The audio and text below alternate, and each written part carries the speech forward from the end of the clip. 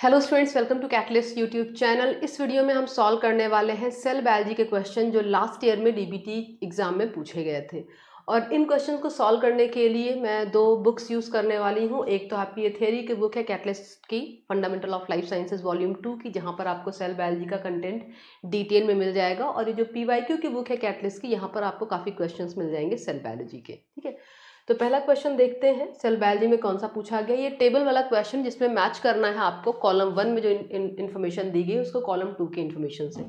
तो पहला ऑप्शन देखिएगा, जो पहला पॉइंट दिया गया वो है lipid anchor for protein attach with the membrane. Lipid anchor protein आप पढ़ते हैं, जीपीआई एंकर प्रोटीन जिनको आप बोलते हैं। तो फर्स्ट जो है ये तो कॉलम नंबर 4 से मिल जाएगा। Coming to second option, ribonuclear protein complex to bind the signal peptide. Signal peptide देखिए, जब पॉलीपेप्टाइड बनती है, प्रोटीन बनती है, तो वो रिलीज होती है और उसके एन टर्मिनल या सी टर्मिनल पे कुछ सिग्नल सीक्वेंसेस होते हैं जिनको हम क्या बोलते हैं, टारगेटिंग सिग्नल सीक्वेंसेस। और इन सिग्नल सीक्वेंसेस को रिकॉग्नाइज करने वाला मॉलिक्यूल होता है एसआरपी, जिसको हम बोलते हैं सिग्नल रिकॉग्निशन पार्टिकल। ये पॉलीपेप्टाइड के उस सिग्नल सीक्वेंस को रिकॉग्नाइज करके मेम्ब्रेन तक, रिसेप्टर तक लाने में उसमें हेल्प करता है। और ये जो एसआरपी है, इसका अगर हम कॉम्पोजिशन देखें तो ये आरएनए और प्रोटीन का मिलकर बना होता है। तो इसीलिए क्या दिया गया, ribonucleoprotein. So ribonucleoprotein complex to bind signal peptide, जो पॉलीपेप्टाइड के एन या सी टर्मिनस पे आपको मिलेगा। तो ये हो जाएगा आपका एसआरपी, सिग्नल रिकॉग्निशन पार्टिकल। ठीक है, थर्ड कॉम्बो देखते हैं, formation of correct disulphide bond in protein. अभी जो लास्ट लेक्चर मैंने लिया था, लास्ट जो पीवाईक्यू हमने सॉल्व किया था बायोकेमिस्ट्री का, उसमें भी सेम कॉन्सेप्ट पे क्वेश्चन था। एक एंजाइम आप पढ़ते हैं पीडीआई के नाम से, protein disulphide isomerase. This is protein disulphide isomerase, protein disulphide isomerase. ये ऐसा एंजाइम है जो प्रोटीन की फोल्डिंग के प्रोसेस में इंपॉर्टेंट रोल प्ले करता है। कैसे, करेक्ट डाइसल्फाइड बॉन्ड बना के। ठीक है, और ये था आपका signal recognition particle, signal recognition particle. ये दोनों टॉपिक्स आप सेल बायोलॉजी के प्रोटीन ट्रैफिकिंग वाले चैप्टर में पढ़ते हैं। थर्ड देखिएगा, एंड ये जीपीआई एंकर जो आप प्लाज्मा मेम्ब्रेन में पढ़ते हैं। लास्ट है chaperone in the ER lumen. ER की ल्यूमेन में कुछ चैपरॉन्स होते हैं बीआईपी के नाम से, और ये चैपरॉन भी क्या करते हैं, प्रोटीन की प्रॉपर फोल्डिंग में हेल्प करते हैं। ठीक है, तो ये पीडीआई हो गया, फॉर्मेशन ऑफ डाइसल्फाइड, और ये जो बिप आपको मिल रहा है बीआईपी, ये चैपरॉन्स होते हैं जो ईआर के ल्यूमेन में मिलते हैं। तो अगर आप कॉम्बिनेशन देखेंगे, कॉम्बिनेशन हो जाएगा डी, है ना, पी का 4 हो गया, एंड राइबोन्यूक्लियस एसआरपीएस, है ना, क्यू का फर्स्ट। इस तरीके से आप इसको मैच कर लेंगे।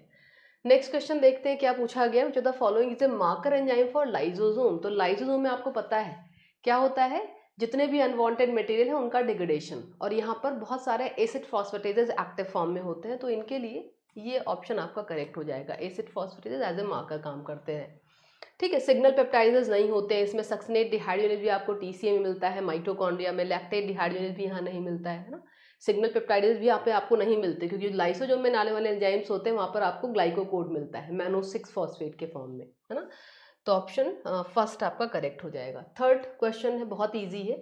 विच of the following organelle set are generally equipped with their own genome. Cell के अंदर बहुत सारे सेल ऑर्गेनेल होते हैं, और सभी सेल ऑर्गेनेल में 3 इंपॉर्टेंट सेल ऑर्गेनेल ऐसे होते हैं जिनके पास अपना खुद का जीनोम होता है। एक न्यूक्लियस होता है, आपको पता है, जो सबसे इंपॉर्टेंट हेरिडिटरी मटेरियल कैरी करता है ना, इसके अंदर आपको जीनोम मिलेगा। इसके अलावा जो माइटोकॉन्ड्रिया है और क्लोरोप्लास्ट है। तो न्यूक्लियस के साथ साथ ये सब बहुत छोटी छोटी सी इंफॉर्मेशन है जो मिल जाती हैं आपको डीबीटी में, है ना। माइटोकॉन्ड्रिया और क्लोरोप्लास्ट, और क्लोरोप्लास्ट जिसमें आपको इस तरीके से थाइलेक्वाइड मिलते हैं। ये कुछ माइटोकॉन्ड्रिया हो गया और ये हो गया क्लोरोप्लास्ट, है ना।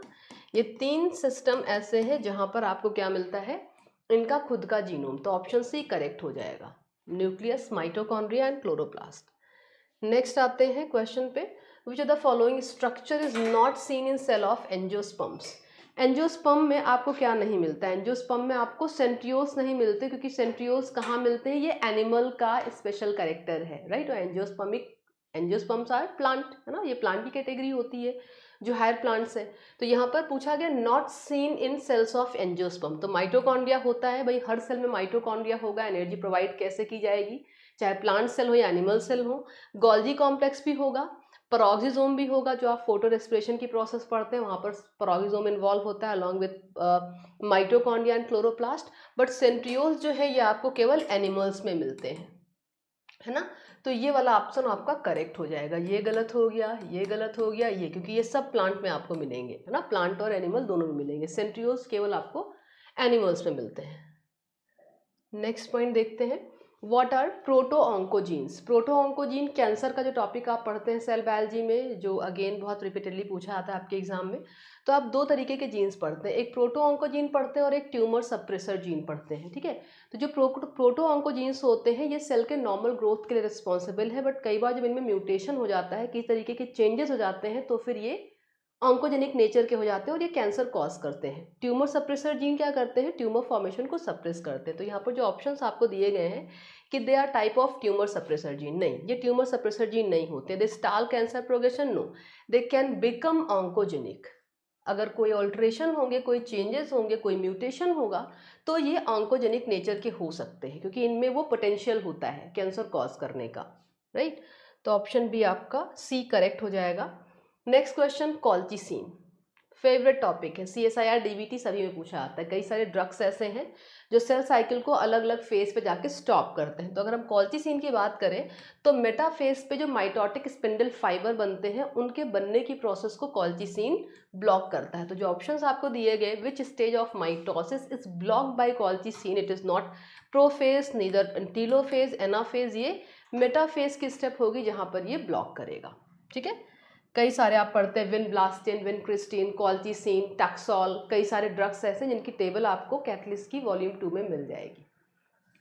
अगला क्वेश्चन देखते हैं क्या है, the intrinsic apoptotic pathway is primarily regulated by. जो अपोप्टोसिस का पाथवे है आपको पता होगा, ये माइटोकॉन्ड्रिया के थ्रू रेगुलेट किया था। आप कास्पेसेस पढ़ते हैं, कास्पेस 9, 8, 3 एटसेट्रा, है ना। तो ये प्रोसेस माइटोकॉन्ड्रियल सेल ऑर्गेनेल इसमें इन्वॉल्व होता है। नेक्स्ट क्वेश्चन पे आते हैं, मैथ लिस्ट विथ लिस्ट 2। यहाँ पर भी आपको दो स्टेप्स दिए गए हैं और ये एग्जैक्टली सेल साइकिल की जो 4 फेजेस होती हैं, G1, S, G2, M, उन्हीं का रोल आपसे पूछा गया है कि S फेज में क्या होता है ना, DNA की डबलिंग होती है, रेप्लिकेशन होता है, ये सारी चीज़ें आपको यहाँ पर दी गई हैं। So S phase of cell division क्या हो जाएगा यहाँ पर, DNA of parent cell is replicated.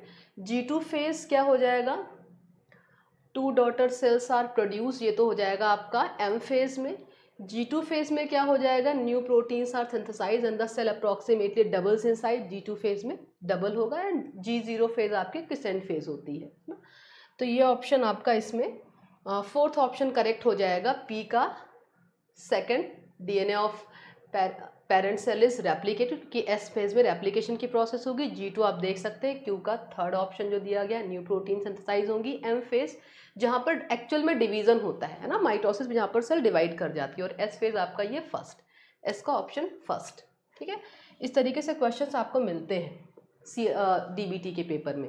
Easy है, बहुत आसान है, अगर आपको साइकिल याद होगी। ये भी कॉन्सेप्ट आपको बहुत डिटेल में कैटलिस्ट की थियरी बुक में मिल जाएगी, जहाँ पर आपको पूरी तरीके से रेगुलेशन पाथवे और उनका जितनी भी डिटेल एनालिसिस है सब कुछ आपको मिल जाएगा with diagrammatic representation. Next question है रिलेटेड है सेल सिग्नलिंग से, जिसमें आपसे पूछा गया है कि इनमें से कौन सा मॉलिक्यूल ऐसा है जो सेकेंडरी मैसेंजर की तरीके से एक्ट नहीं करता है। Which one of the following is not considered as secondary messenger. So CMP भी सेकेंडरी मैसेंजर की तरीके से काम करता है, कैल्शियम भी करता है, IP3 भी करता है, ये सब सेकेंडरी मैसेंजर के तरीके से काम करते हैं, ठीक है। तो ये भी गलत हो गया, इसमें नॉट पूछा गया है। ऑप्शन बी जो है एडेनोसिन ट्राइफॉस्फेट, ये एनर्जी जो है प्रोड्यूस करने वाला मॉलिक्यूल है। एडेनोसिन ट्राइफॉस्फेट में जो आपको दो फॉस्फो एनहाइड्राइड बॉन्ड मिलते हैं, जिनसे 3 फॉस्फेट मॉइटी जुड़ी होती है ना। इनके ब्रेकडाउन से आपको काफ़ी अमाउंट में एनर्जी मिलती है जो सेल को सप्लाई की जाती है। तो ये सेकेंडरी मैसेंजर की तरीके से काम नहीं करते हैं। नेक्स्ट क्वेश्चन देखेंगे, विच of the following is not a type of G protein couple receptor. आप पढ़ते हैं ये भी सेल सिग्नलिंग में, G प्रोटीन कपल रिसेप्टर, जिसमें आपका GQ आ जाता है, GI आ जाता है, GS आ जाता है, बट ये जो है ये आपका इसका पार्ट नहीं है, ठीक है। Is not a type of G protein couple receptor, GP is not a type of G protein couple receptor, ठीक है। तो ये आपके सेल बायोलॉजी के क्वेश्चंस थे। जल्दी मैं प्लांट फिजियोलॉजी एंड टेक्निक के बाकी के भी पीवाईक्यूज लेके आऊँगी। वीडियोस अच्छे लग रहे हैं तो लाइक करिएगा, चैनल को सब्सक्राइब जरूर करिएगा, क्योंकि बहुत सारे और यूजफुल वीडियोस आपको मिलेंगे चैनल पे। और अगर आपके मन में कोई डाउट है किसी कॉन्सेप्ट से रिलेटेड तो आप कमेंट सेक्शन में पूछ सकते हैं। Thank you.